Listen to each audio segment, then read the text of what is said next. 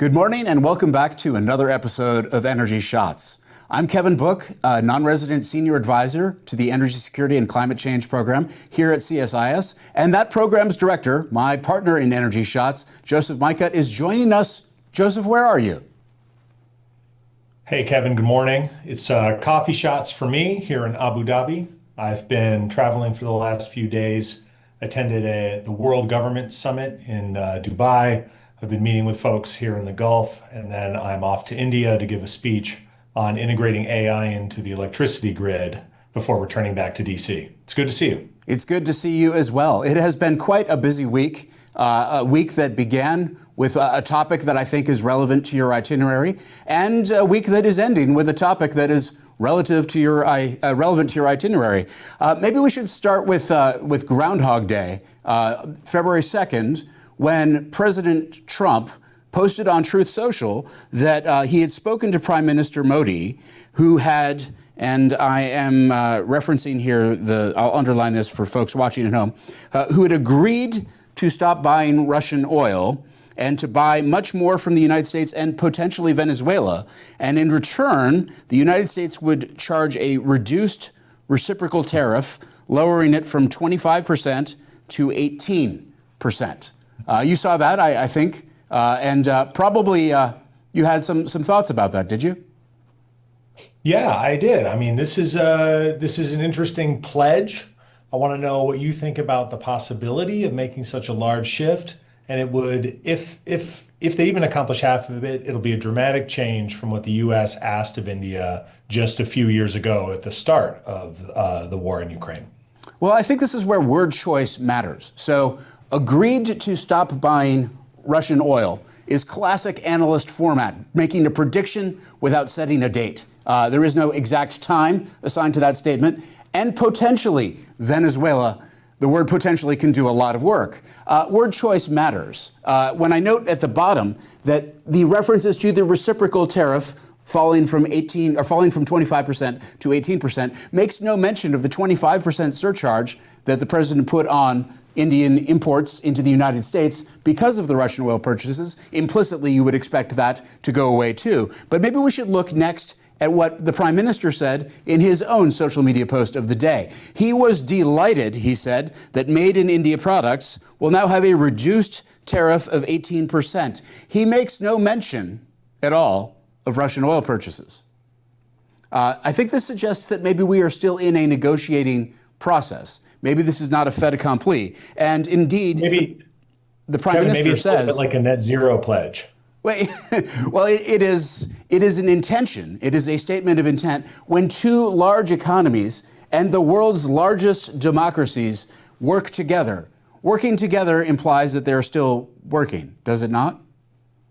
It implies they're still working, and who knows what the world's largest democracies will even hold. If it takes years to make this transition, who's going to be in charge in either country? Well, that's a very good point. Let's talk a little bit about maybe the scale of what's being discussed here. If you look at the data set for imports of crude oil into India, which is the red trend line, going through the end of last year, 2025, coming in at almost 5 million barrels per day of imports.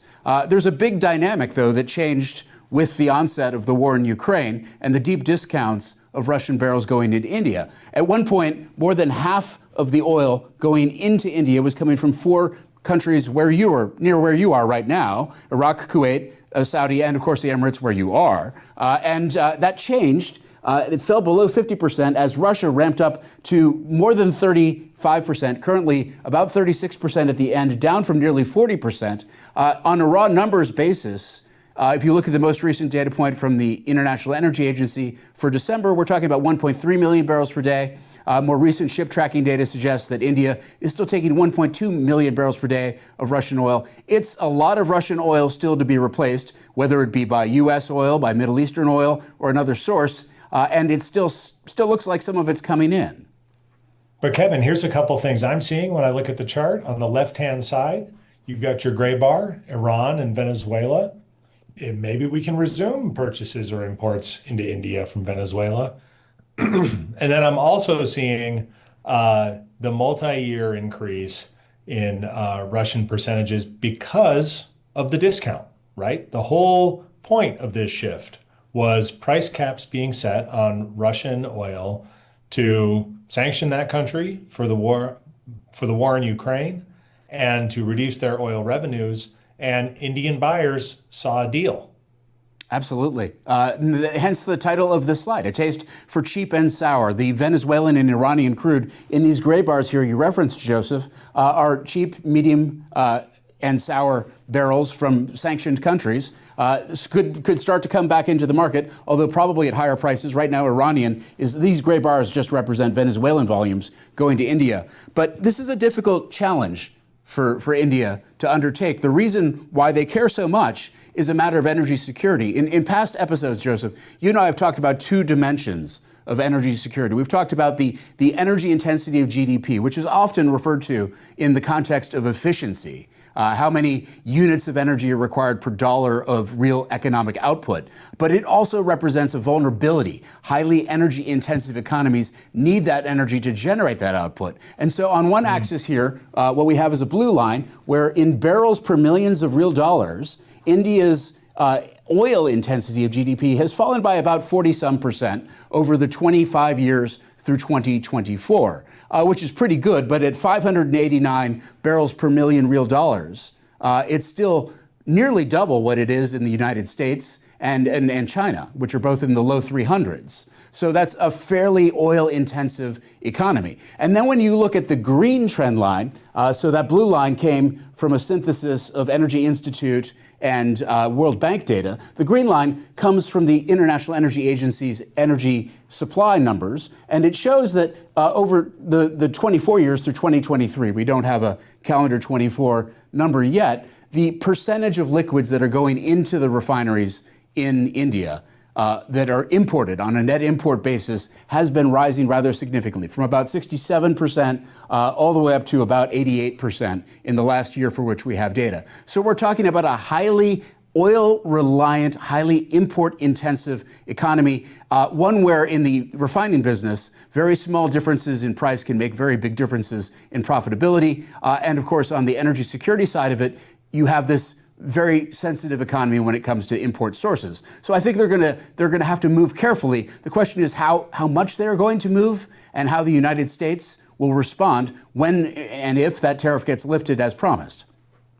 And how does that, Kevin, in your view, the U.S. and India have a moderate amount of trade, not a lot compared to our other trading partners.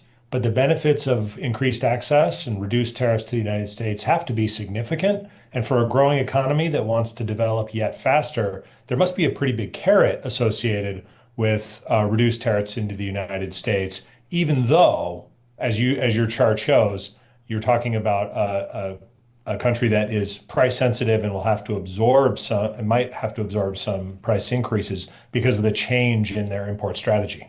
Yeah, it's a potential, really. We're talking about $100 billion a year inbound on the 12 months through November, coming from India into the U.S., going out from the U.S.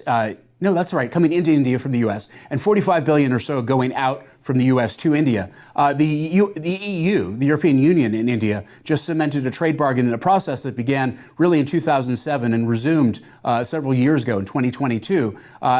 So it's a long process, but a much bigger trade relationship. I think what you're talking about is potential opportunity. But that was, of course, the front of the week. And now you're at the end of the week. You're, in fact, even at the end of the day. And I note, Joseph, looking at this chart, it appears that you may have taken a screenshot.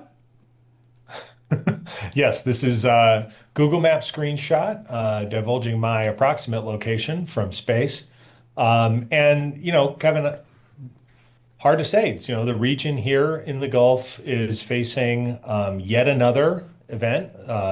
Security tensions rising between the U.S. and Iran. Talks today between Iranian officials and U.S. government representatives in Oman have apparently led to some momentum. What we saw, the readout on Twitter is coming out that it felt productive. They're going to meet again in a few days, but very few details onto what might be agreed. Meanwhile, the U.S. is continuing to ship military hardware into the Gulf, both offensive and defensive, perhaps anticipating renewed conflict. And of course, Well, every time we talk about conflict in this region, the Strait of Hormuz, very close to where I am now, rears its head yet again, and we think about oil prices. Well, Joseph, there are two phrases that I think are the stock in trade for analysts of this sort of issue. One of them is, it's going to be different this time. And another one is, it's even worse than you think. That's probably the king of demand generation for this sort of topic. But is it going to be different this time? Could it be different this time? Well, let's take a look. I mean, you could also say that for those not in the business, well, there you go again. So here we look at security events, both minor and relatively major over the last couple decades. We're starting, I think, in 2018. I counted 17 major security events, tensions between the US and Iran, attacks on Israel, attacks on Iran, and then we overlay them with the Brent crude price.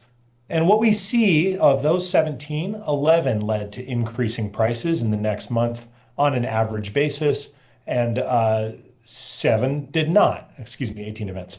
And in that case, so like, even though there is this persistent sense that oil out of the Strait could be interrupted by security events, we still see a significant trends driven by the macro environment. Take, for instance, the dot there in September of 2019 during the Abqaiq attack.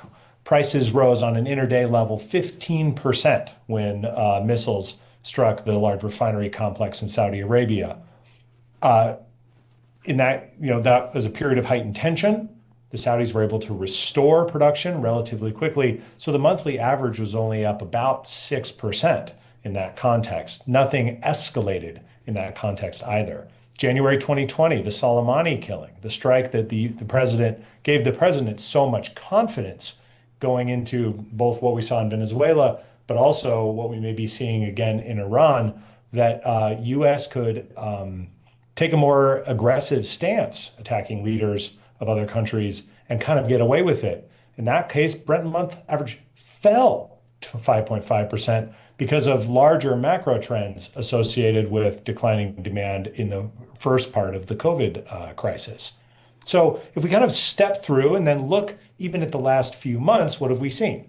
We started the year, as you and I were just talking about before the cameras turned on, at $60 a barrel. Today, at the end of these talks, we're looking at about $65, $66 a barrel. The forward price doesn't show a lot of risk. So traders see elevated risk compared to what they saw 2 months ago, but they're not panicking. Is it different this time, or is it here you go again? Well, we are down, though, Joseph, from a print that was above $70 a barrel just as recently as last week. And I think there is a reason why we talk about the Strait of Hormuz the way we do.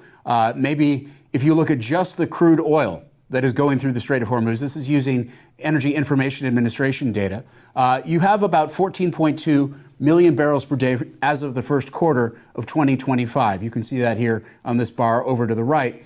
If you were to add on top of that another 5.9 million barrels per day, you'd be at 20.1 million barrels per day of crude and products going through the Strait, as well as 11.1 billion cubic feet of liquefied natural gas. And so this is very significant. On a liquids basis, we're talking about 20% of global liquids consumption, give or take. A very, very significant share. On a crude oil basis, we're talking an enormous share of seaborne crude that could be interrupted in this narrow choke point that you showed us on the map just a few slides back. And so this is a non-trivial event. You can take out whatever pricing model you want. Should there actually be an interruption in those flows, you have price consequences in the mid double digits to low triple digits by most reasonable estimates for any event of that scale at that duration that goes beyond just instantaneous to several days. So I think that's why we talk about it as much as we do. Then there's the question of where the crude actually goes. And I think this is why one must ask, where are we in the process? Is this an existential threat to the Iranian regime right now? Or is this another step towards an evolution in the regime, maybe an ongoing negotiation? Because if it is existential, then some of those concerns about major customers in Asia, where if you look again at that that first quarter of 2025 number from the Energy Information Administration, it's roughly 90% of the volumes that are in this chart that are going to Asia. The volumes that we went through, the crude volumes going through Hormuz. And on a sort of a blended average basis, more than 80% over the interval on the chart. So very, very significant. You have to assume that China is going to care. China, which has been and remains Iran's crude oil buyer of last resort, still taking down more than 90% on a trailing 12-month basis through January of this year. Is it different this time? So, Kevin, I think what you're saying is, the heavy Chinese purchases of Iran might have stabilized the flows through the strait. That Iran, though it's been attacked. There was the 12-day war. Iran has shied away from trying to interrupt flows through Hormuz because they have a large customer that they want to maintain long-term and positive relationships with. But if this really is existential, and reports are that the administration is thinking about post-regime governance models for Iran, they're at least talking about it, whether that's negotiation or practice or genuine, we don't know. But a cornered regime might feel, well, we don't need to preserve longstanding partnerships if there's nothing left for us to preserve in terms of our own survival, right? And in that case, well, it's interesting to think what might happen, right? If flows are arrested, how does China stack up? Is it ready for that kind of interruption? And one thing we saw a couple weeks ago when the EIA came to present their latest short-term energy outlook is that there's a ton of evidence that strategic stockpiles, particularly in China, have been building over the last few years, which might give the Chinese some ability to weather an economic shock if Iran decides, well, we're gonna impede flows through the strait, which would cause disarray in markets. Yeah, disarray is a nice way of putting it. But if you're China, the reason why I think you're thinking, Joseph, as they are about strategic stockpiles when it comes to the issue of the Strait of Hormuz is if you look at it from the other side, not the question of where the oil is going, but for China's purposes, where are they getting their oil? They are 75% of their consumption of oil is imported. And of that amount, of the imports that they're getting, more than half of it has been straight exposed. It's roughly about half right now in the most recent data set we have through the end of last year. If you think about how risky that must be, of course you're going to want to focus on strategic stockpiling. And I suppose that takes us in the end to where we go from here. Talks, we're doing this in real time right now. Afternoon for you, Joseph, evening for you, morning for me here, still at the center. But we know that the talks have concluded with intent to continue at an unspecified, but probably relatively soon. They're going to keep going forward. We also know that the talks were indirect. We know that they were attended, among others, on the U.S. side by Admiral Brad Cooper, who is the commander of the Central Command. And so I think there's a lot of messaging yet to come. But the Brent crude front month price is down. I think before we started this episode, it had fallen a little bit more than 1%. What are your thoughts about where things go as we close? I think we need to watch the U.S. Leadership, get their readout on the meeting, see what they do over the weekend. We expect to continue to see the U.S. move military equipment into the region. I'm reading some reports it could take yet another week to get everything that's on the move here in both seaborne and by air. So I think we're going to be living with this tension for some time, and we'll see what markets decide they think the risks are. Well, I think that's a good place to close because I suspect we'll be back to this topic again. I think it's my turn now to channel you, Joseph, and to thank everyone for joining us online. We always appreciate your views, your questions, your comments, and to wish you an energetic day. And from here, I think I will try to the best of my ability. Well, that'll have to do. Virtual fist bump achieved. Thank you, everyone. Kevin.